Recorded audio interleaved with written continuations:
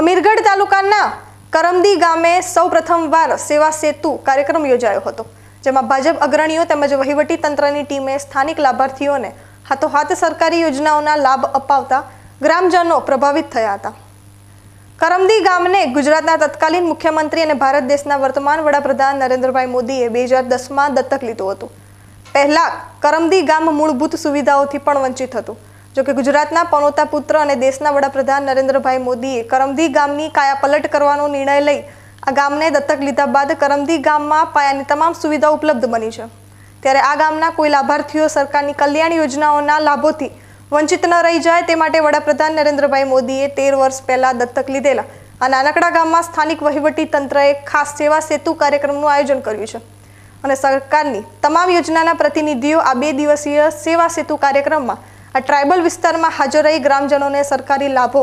સ્થળ પર જ અપાવી રહ્યા છે। ગ્રામજનો પણ લાભો લેવા એટલા જ ઉત્સાહ સાથે સરકારની અલગ અલગ 22 જેટલી યોજનાઓના લાભો લઈ રહ્યા છે।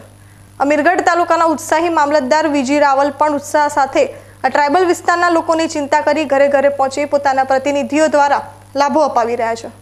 સરકારની આવી કામગીરીને કરમદી ગામના લોકો પણ બિરદાવી રહ્યા છે।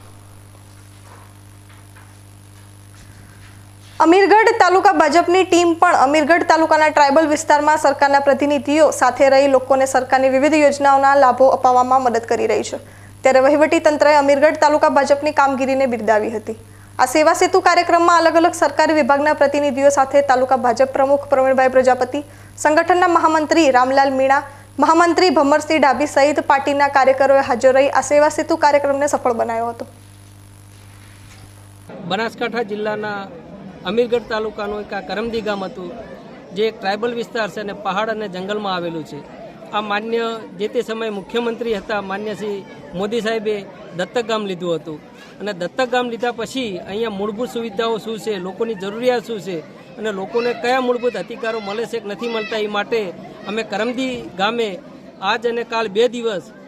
સેવા સેતુનો કાર્યક્રમ રાખેલ છે અને તેમાં દરેક વિભાગના અધિકારીશ્રી અને કર્મચારીશ્રી હાજર રહી અને ગામે ગામે આ લોકોને સવિશેષ લાભ આપે અને પોતાની જરૂરિયાતને વાચા આપે અને માન્ય મુખ્યમંત્રી સાહેબ જે તે સમયે માન્ય મોદી સાહેબ હતા, હાલ જે વડાપ્રધાન છે, એમની સપનાને સાકાર કરવા માટે આ કરમદી ગામે અમે જે આ કાર્યક્રમ સેવા સેતુનો રાખ્યો છે, જેમને જન્મના દાખલા ના હોય, ઉજ્જવલા ઘણા બધા પ્રશ્નો આ લોકોના છે, એ અમે સ્થળ ઉપર પ્રશ્ન સોલ્વ કરી અને 10 થી 15 દિવસમાં તમામ 94 કે 90 લાભાર્થી મકાનો છે એને તમામ લાભ આપી દઈશું।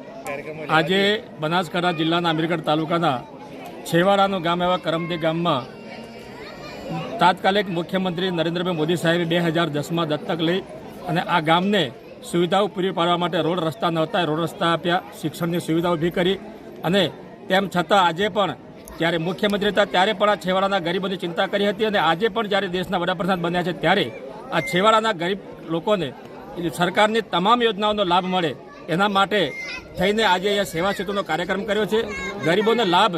જે પૂરતા ડોક્યુમેન્ટ ન હોવાના કારણે ગરીબો સુધી જે સરકારની યોજનાઓનો જે લાભ પહોંચવા જોઈએ એ પહોંચતા નથી, જેના માટે થઈને આજે સેવા સેતુ કાર્યક્રમ થકી અહીંયા આધાર કાર્ડ, પછી જનધન યોજનાના કાર્ડ, બધા કાર્ડ અને બધા ડોક્યુમેન્ટ સાથે પોતાના કાર્ડ અહીંયા બનાવવાનું ચાલુ છે અને આજે અહીંયા જે બધા જ અધિકારીઓ, તમામ વિભાગના અધિકારીઓ અહીંયા હાજર છે અને અહીંયા ગરીબોના જે લોકોના બાળકોથી લઈને વૃદ્ધ તમામને સહાય આપવા માટેના જે ડોક્યુમેન્ટ એકત્રિત કરીને એમને ડોક્યુમેન્ટ પૂરા પાડવામાં આવે છે, એ ખૂબ પ્રશંસનીય, ખૂબ સારી કામગીરી છે। જે કાર્યક્રમ આજે 21 તારીખે અને કાલ આવતીકાલે 22 તારીખ સુધી પણ આ કાર્યક્રમ ચાલવાનો છે અને ગરીબમાં છેવાડાના વ્યક્તિને લાભ આપવા માટેનું આ એક ભગીરથ કાર્ય છે, એ કાર્યને હું બિરદાવું છું। અસ્તુ ભારત માતા।